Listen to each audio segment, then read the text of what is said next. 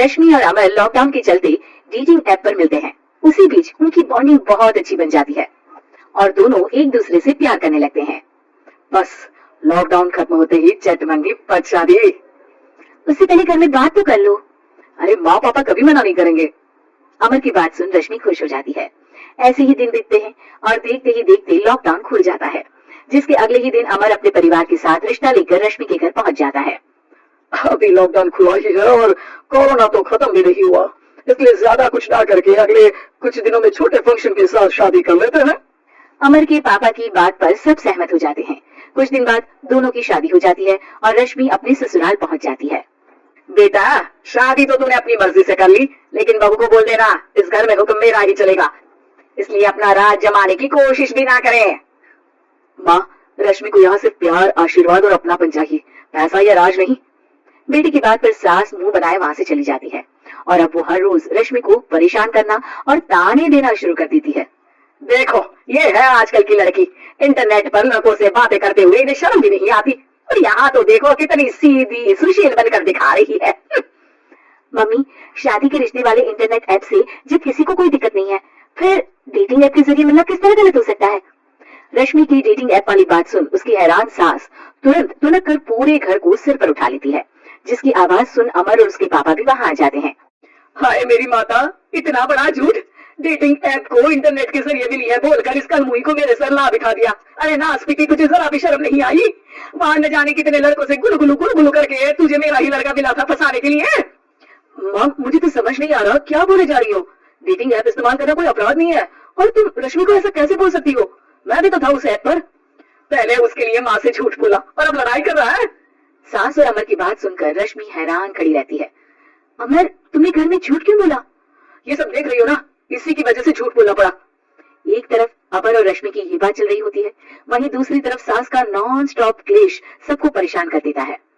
सब एकदम चुप, जो हुआ सो हुआ, अब मुझे कुछ ना सुनाई दे। पति की बात सुन सास चुप होकर वहां से चली जाती है, लेकिन अब वो रश्मि के सिर दुनिया भर के सारे काम डालकर उसका जीना पहले से भी ज्यादा मुश्किल कर देती है। मम्मी, मैं आपका गुस्सा समझ सकती हूँ, आपको जो करना है कर लीजिए, मैं कभी कुछ नहीं बोलूंगी। उम्मीद है किसी दिन तो आपका गुस्सा शांत होगा और नफरत प्यार में बदलेगी। रश्मि की अच्छाई को उसका नाटक समझकर सास गुस्से के 7वें आसमान पर चढ़ जाती है और उसी शाम रश्मि को नीचा दिखाने के लिए अपनी सहेलियों को घर बुलाकर उसकी बुराइयां करने लगती है। अरे कौशल्या, क्या बताऊं, आजकल के बच्चे ना बहुत एडवांस हो गए हैं। पहले रिश्ते घर परिवार वाले सब देख परख के कराते थे, और अब ये लोग खुद न जाने कहाँ कहाँ मिलकर खुद ही सब कुछ पक्का करके हमें बता देते हैं। लड़की का कैसा दिन धर्म, कैसा ईमान, कैसा चरित्र कुछ नहीं पता, बस प्यार किया और घर लाकर दिखा देते हैं। अरे ऐसा क्यों बोलती हो? आजकल बच्चे अपने आप में बहुत समझदार हो गए हैं और फिर पूरी जिंदगी तो उन दोनों को ही साथ निभानी है। अपनी पसंद से शादी कर भी ले तो क्या दिक्कत, तू ही देख ले, पहले इतना अच्छा बेटा और अब सोने पर सुहागी जैसी सर्वगुण संपन्न बहू। और पता है, अभी कुछ दिन पहले मेरी बेटी ने मुझे डेटिंग ऐप के बारे में बताया, जहाँ लड़का लड़की अपनी पसंद से अपने आप एक दूसरे को चुन लेते हैं और फिर अगर सब सही रहता है तो बात आगे भी बढ़ जाती है। इसमें इतना खुश होकर क्या बता रही हो? ये तो गलत है। न जाने कौन क्या है, कितना झूठ कितना सच है। अरे पर सोचो, जब तुम किसी के बताए रिश्ते को देखने जाते हो तो क्या एक ही बार देखने से सच झूठ का पता लगा सकती हो? जरूरी नहीं कि बच्चों का लिया फैसला हमेशा गलत हो। अरे बहुत बार हमसे भी तो गलत फैसले होते हैं ना। अच्छे बुरे लोग तो हर जगह मिल सकते हैं, फिर इसमें सिर्फ बच्चे ही गलत कैसे? सहेलियों की बात सुन सास सोच में पड़ जाती है और इसी तरह कुछ दिन बीत जाते हैं, जिसमें ना तो वो रश्मि को परेशान करती है और ना ही कोई ताना सुनाती है, जिसे देख रश्मि परेशान हो जाती है। मम्मी, आपकी तबीयत तो ठीक है ना? कुछ दिनों से देख रही हूँ आप मुझे कुछ बोलती ही नहीं। तो मेरा परेशान करना ज्यादा अच्छा लगता है क्या?